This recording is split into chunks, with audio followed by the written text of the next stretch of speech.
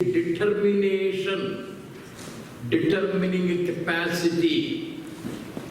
It is something in the head.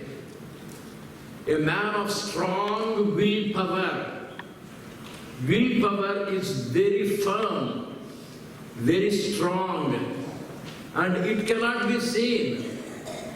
Willpower can be seen in his actions, come what may. I shall wake up at 6 o'clock. That is determination. It is tempestuous. It is cyclonic. It is highly raining. It is bitter cold, biting cold. Still, come what may, I shall wake up at 6 o'clock. You wake up. That is willpower. Willpower can be seen in an action of determination. Determination cannot be seen. Determined activity can be seen. A boy tells the father, I will marry that girl. No, nothing doing. You have to marry the girl I propose. No. You are not my father, I am not your son, I am prepared to marry only that girl. Determination. Determination cannot be seen, determined action can be seen. When you decide to come to Prashanti Kutir, there may be objections from the family, from the friends, and there may be monetary deficiency. Come what may. I decided to go to the YAC, I shall go, I will go. That is determination. That determination is in the head. Willpower is in the head. But the action only can be seen. Determination is willpower. Willpower is Raja Yoga, king. And that can be seen only in determined activity, action. Similarly, love cannot be seen. Loving action can be seen. Loving words can be heard. Love cannot be seen. It is invisible, imperceptible, not tangible. It is not gulab jam or ice cream to be seen. Loving words. When you say, my sweet honey, yes, the man loves me. Your eyes are like the lotus flowers. Oh, the man loves me. You indicate your love in words, in deeds. Love is invisible. Loving action is visible. We can see it. Third one, knowledge cannot be seen. Wisdom cannot be seen.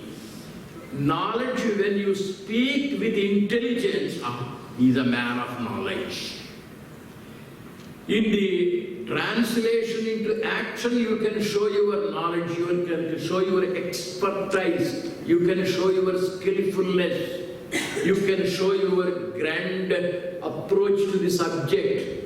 Wisdom and knowledge are invisible. They can be shown only in actions. What is it I am trying to say? Bhakti Yoga is prema, love. Raja Yoga is willpower, determination. Jnana Yoga is knowledge, wisdom. All the three cannot be seen. Willpower should be shown in activity. Love should be shown in action. And knowledge also is to be shown in action. Action is karma.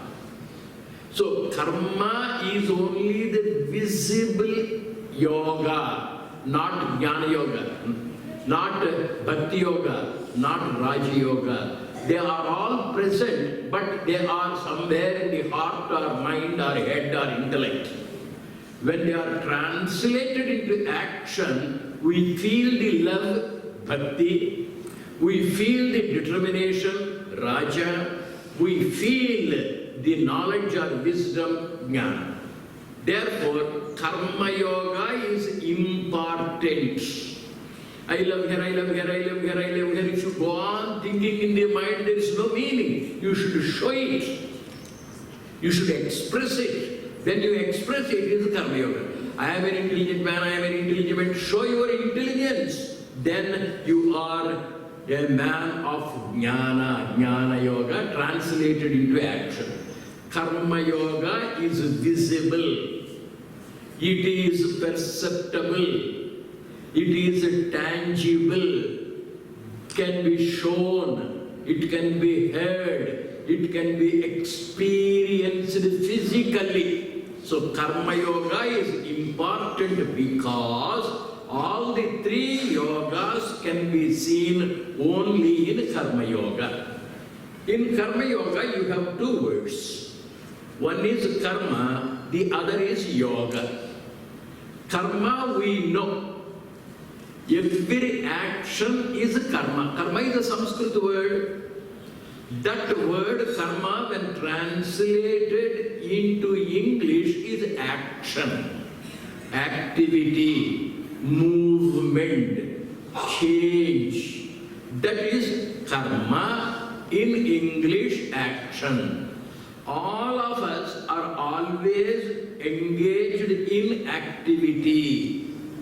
Every object is engaged in movement, change.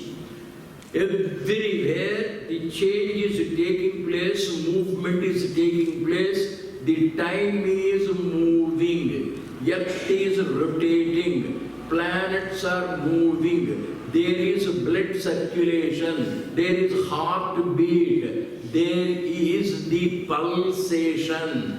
There is the digestive system functioning, the trains are moving, wind is moving, fire is moving, everywhere you find movement, movement, movement. This Mangal Mandir is undergoing change. Today what it is will not be there tomorrow. The change is slow, but there is a change.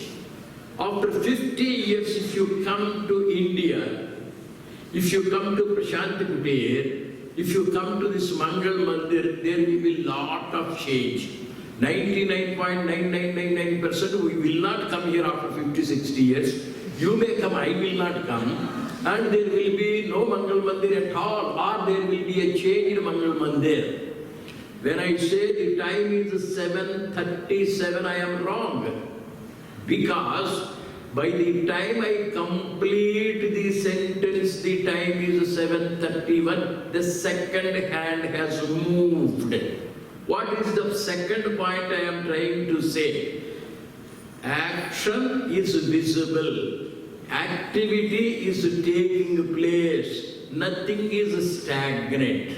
Karma means activity. Activities we are engaged in. Not only we, the entire world, the cosmos, universe.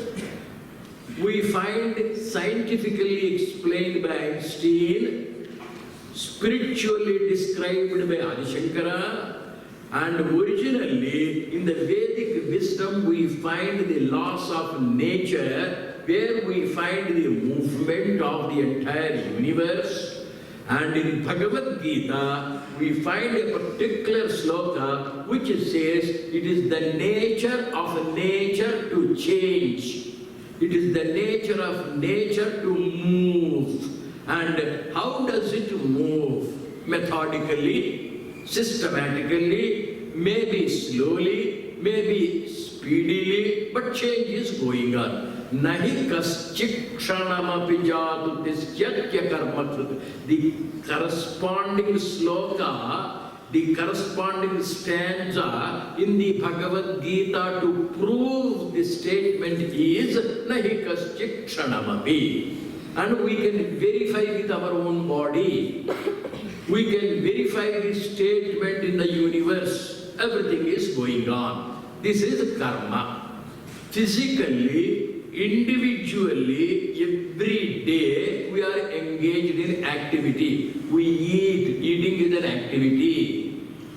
We see, seeing is an activity. We hear, hearing is an activity. We sleep, sleeping is an activity. We love, expression of love, an activity. We read, reading is an activity. Walk, sit, stand, all verbs.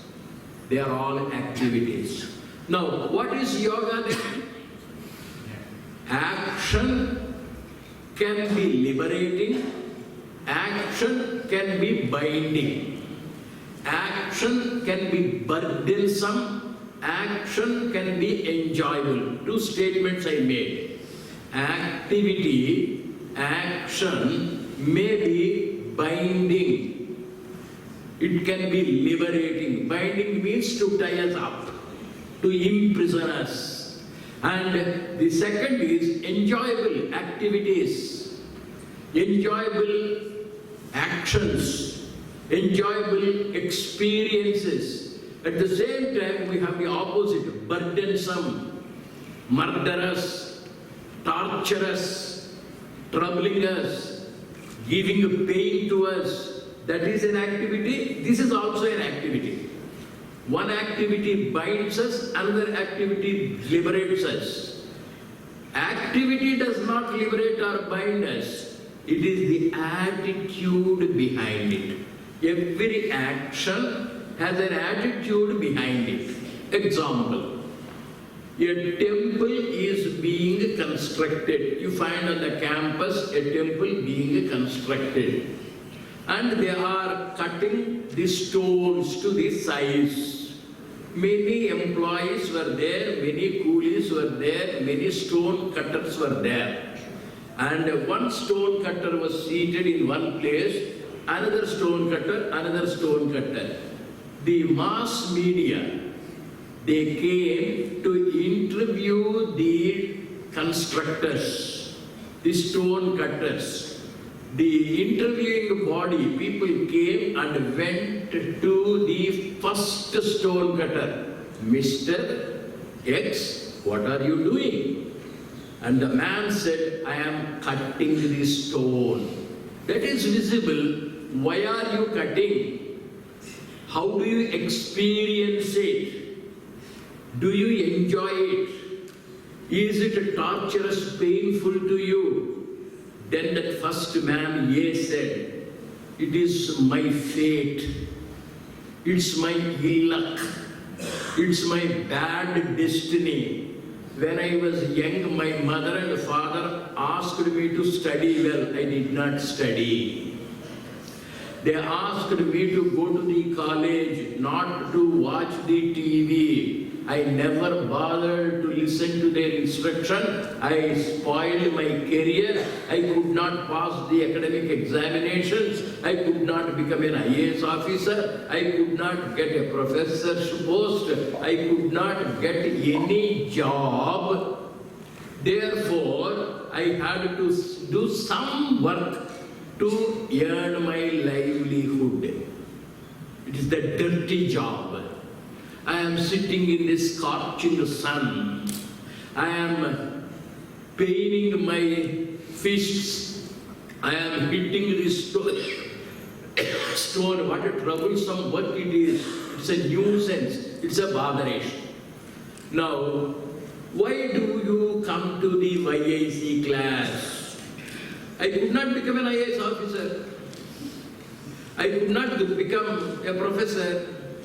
I could not become a CA, but I became a man of 18, 20, 25, 30, and there was an urge in me to love a girl, fall in love with a girl and marry her, and I married her like an idiot. And then I begot a few children. How to feed them? I must get some job. And no job is available, no training is available, nobody is admitting me. And thanks to Prashant Kutir, they are doing a YIC camp. If I go to YIC, I can become a yoga instructor. I can call a few people neighbors. I will teach them how to avoid obesity, how to avoid blood pressure, and etc. And I can earn some money. If there is an opportunity, I would like to sit in the cozy room and sign a few papers per day and get the money. This is the attitude of the first stone cutter. It is painful to me. I don't like it. I wasted during my younger days. Today I am suffering. I am doing this dirty job. Job is not dirty. Your attitude towards the job is dirty. Every action has an attitude behind it. The TV people went to the second stone cutter and he gives the reply, same questions. What are you doing? Stone cutting. And do you enjoy it? Then that fellow said, because I don't get any job, I have come here. I am cutting the stone. If I cut one stone, they give me 5 rupees. Morning till night, I go on cutting the stones. I may earn 100 rupees, 200 rupees or 500 rupees. Sir, you must be visiting several places. These people are paying me only 5 rupees for cutting one stone. If there is a better place where I get 10 rupees for cutting one stone, please tell me, sir. I will go, sir. These people are conducting the YAC camp for 1 month, sir. Boring, sir. If there is any other place which is conducting the YAC camp only for 1 week and giving the certificate, they are charging so much money, sir. If anybody is conducting a YAC camp only for 5 days and free, they go there. The attitude is benefit, profit, comfort. First man, because I am not getting any other job, I have come to the dirty job. Stone cutting is the same. The first fellow is suffering. The second fellow is profit motivated oriented, benefit oriented, comfort oriented. That fellow is also not enjoying. Then the interviewer went to the third fellow. What are you doing? Stone cutting. What for? To build a temple. Do you like it? Certainly. It's a very good job. Anyhow, I have to cut the stones, and I like it because a temple is going to come up here. Tomorrow, my stone will be there.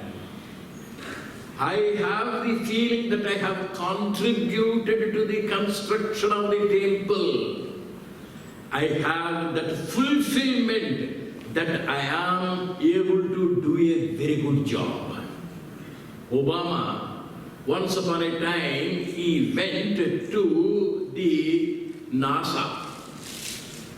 He entered the compound, he came to the office, stopped the car. Somebody was there at the entrance along with the top officers, and Obama asked him, "What are you doing here?" "Sir, I am sending the rocket to the moon." Obama was surprised. And then the top officer of NASA came, he was talking. After some interaction, Obama asked the top officer, there was a man, he was telling that he was sending the rocket to the moon. Who was he? "Sir, he is our watchman." The watchman was called. "What are you doing here?" "Sir, I am contributing to the construction of the rocket. My presence is very important. And I am helping the people to preserve themselves, protect themselves, secure themselves. As the watchman, they are able to concentrate. And I am able to be helpful to the growth, the rise of the rocket." He feels his presence is essential. He has the fulfillment. He has the happiness. His job is only a watchman's post, but he thinks he is contributing to the glory. Prashanti has so many people. India has so many people, right from the president to the sweeper. Everybody is contributing to the glory of the country. But the president thinks I am the head. The sweeper thinks I am only a sweeper. Change a little. As the sweeper's work is important to the glory of the country, president's work is important. I am now speaking. Speaker is important. To whom do I speak if there is no listener? If there is no disciplined listener?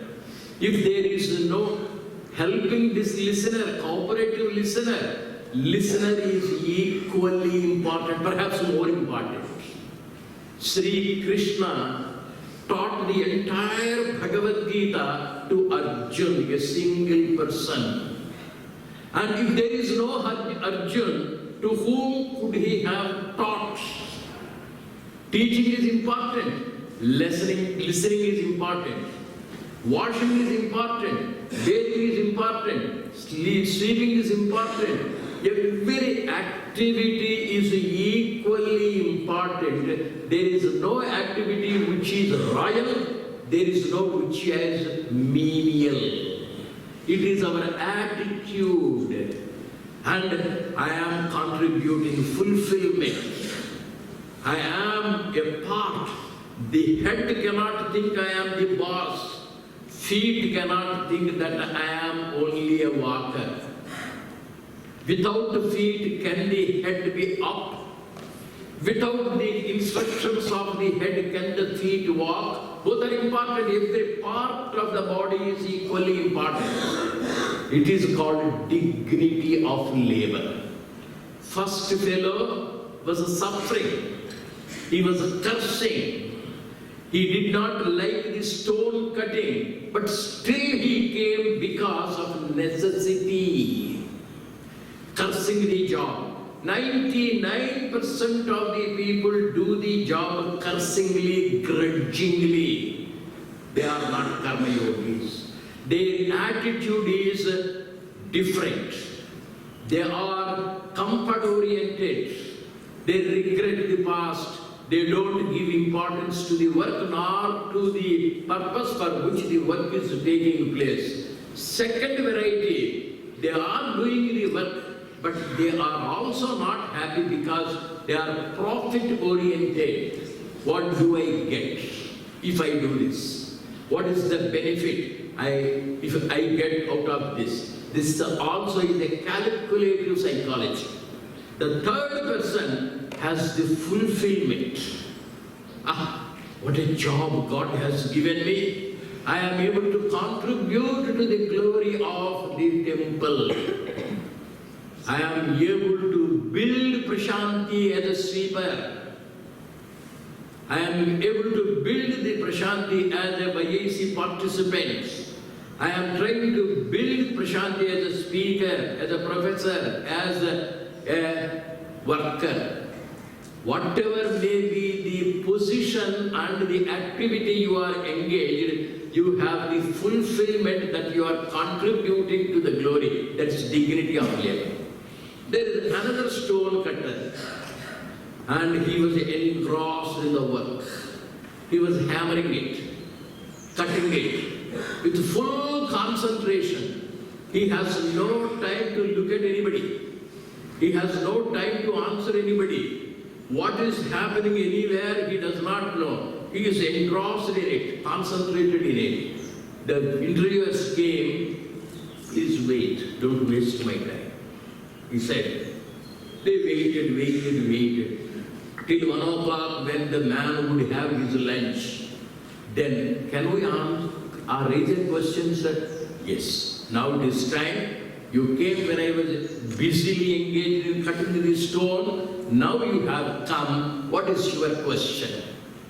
Sir, when you came, I was drinking nectar. When you came, I was eating gulab jam, rasgulla. When a person is enjoying rasgulla, if you are stopped, you get angry. When you are watching the TV serial, absorbed in it, involved in it, engrossed in it, filled in it, if anybody stops you, you get angry. Your involvement is so deep. You are enjoying every sip of it. When a boy and a girl are engaged in a loving activity on the road, if I shout, the girl will be angry with me. The boy will be angry with me. Because I interfered with the enjoying activity. Every activity is enjoyable. When you are in the bathroom, it's an activity. When you are eating, it's an activity. Enjoy eating. You are involved in it, absorbed in it, filled in it, concentrated in it, fully present in it. And any disturbance you cannot tolerate. And that is your meditation. Meditation in activity. Enjoyable activity. That is the fourth one. Every bit of it you enjoy. Every sip of it you enjoy. Another stone cutter. Yet another stone cutter. And that stone cutter, all the good things. Why are you doing this job? Sir, I am a MTech. I am an IAS.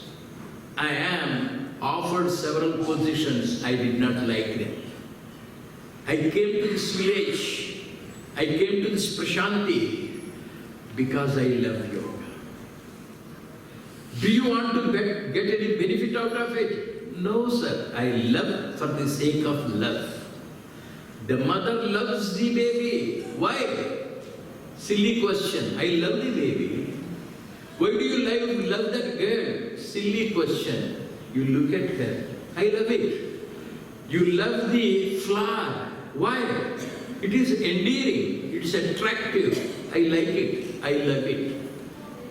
Though you are capable of loving something, doing something higher or different, we have the urge to be engrossed in that. And that is the attitude. Every bit of it is enjoyable. Mother carries the baby on her chest. The baby passes urine. Does the mother get annoyed? Does the mother get angry? Never. I love the baby. I love serving the baby. And that service to the baby is the activity. I love Prashanti. I contribute to it. I love my wife, serve her. I love my country, I serve my country. Patriotism. Where everything, you choose a particular activity for a particular purpose, every minute you are enjoying it. And that is not the binding factor, it is the liberating factor. Through that loving activity, through that intelligent activity, through that determined activity, you get liberated, and that is moksha. Anjaneya Swami in the Ramayana looked at Ram, fell in love with Ram. All his intelligence he used to protect Ram, serve Ram. All his willpower he used to be determined servant of Sri Ram. And every bit of the activity he did to serve Sri Ram, he enjoyed. It was never a burden. Nor did he get any benefit out of it. Everybody is benefited. When Sitaram Pattabhisheka was taking place, everybody was given a gift, not Anjaneya. What is his place? At the feet. I don't want a promotion. I don't want increment. What is it you want? Your anugraha. I want to be a loving servant. And even today, we find Anjaneya Swami holding his position at the feet of Sri Ram. He enjoys it. Levels of every action is burdensome, profit-making, fulfillment giving, and highly engrossed, liberating. It is both enjoyable and torturous. It happens according to your attitude. So karma is activity. Karma yoga is the attitude you have to enjoy the action which you have chosen. When you have love for it, you enjoy it. Here is a black box, this side, that side, and beneath. I asked a student, This box weighs 8 kilos.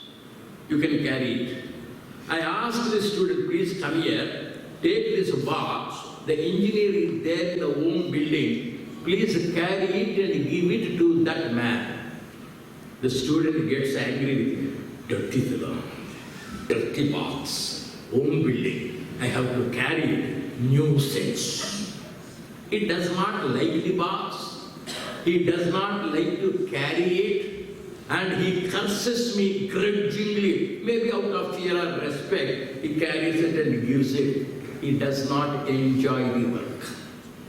There is a baby. Baby weighing only 8 kilos. The baby is here. I call that student, please come here. He said, take this baby. Her mother is there in the home building. Please give the baby to the mother. Very good, sir. Thank you, sir. The baby is chubby. The baby is smiling. The baby is pleasant. Weight is same. Work is same.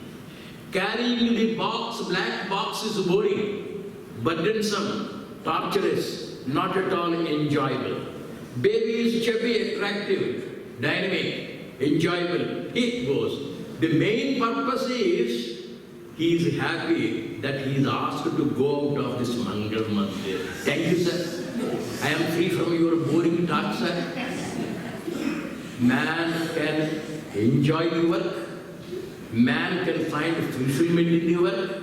Man can find profit in the work. Man can find the work to be painful. Work is unavoidable. You have to work. You have to be doing the activity. What is the attitude I have? That attitude decides whether it is karma yoga or not.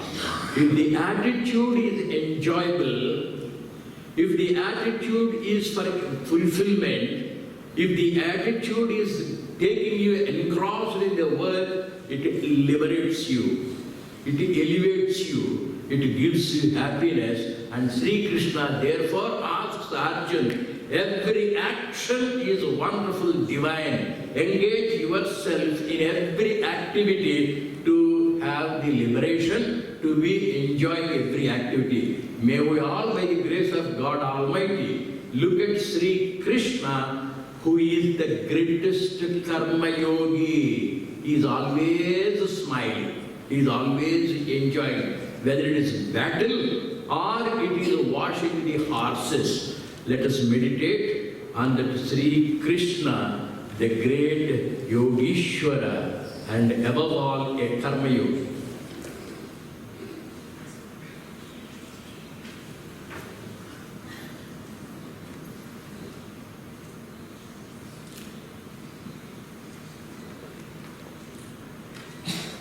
Oh.